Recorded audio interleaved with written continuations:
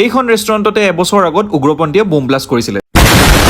পিছে আপুনি মোক সুধিব পাৰে কি মই এইখনত আহিছো কিয়নো, কাৰণ এইখন হৈছে Bangalore one of the most famous restaurant the Rameswaram cafe. আপুনি বেংগলোৰ হওক বা অসমৰ নিশ্চয় এইখনৰ নামটো শুনিছেই চাগে, আৰু যদি নাই শুনা তেতিয়াহ'লে নাই শুনা আৰু তাত মই একো কৰিব নোৱাৰো দেই ৰাইজ। এতিয়া শুনা নুশুনা কথা বাদ দিয়ক আৰু লেট দ্য ভিডিঅ' বিগিন।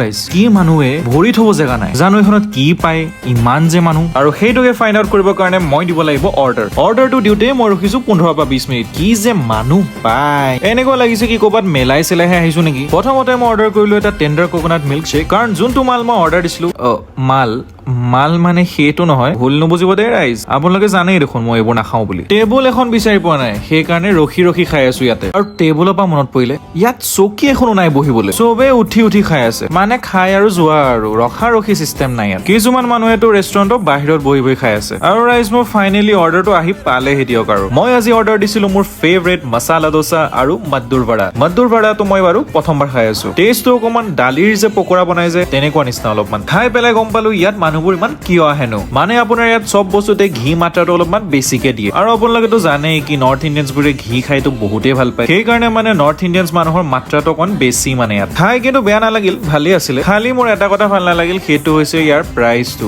বহুতে বেছি দাম। এই তিনিটা বস্তু খাওঁতে মোৰ 300 টকা গৈছে, আৰু এইটো বস্তুৱে যদি মই বাহিৰত খাওঁ তেতিয়াহ'লে মই আধা দামতেই খাব পাৰিম। কিন্তু কেতিয়াবা খালে কেছ নাই আৰু সদায় খাব নোৱাৰি খালি। আৰু আপুনি মোক কমেণ্টত জনাব পাৰে কি আপুনি চাউথৰ কি বস্তু খাই পেলাই ভাল পায়। আৰু মাজে মাজে মই বেংগলোৰ এনেকুৱা বঢ়িয়া ৰেষ্টুৰেণ্টবোৰ এক্সপ্ল'ৰ কৰি থাকিম, সেইকাৰণে ফ'ল' কৰিব নাপাহৰিব দিয়ক। পিছে লগ পাম নেক্সট ভিডিঅ'ত, তেতিয়ালৈকে বাই বাই।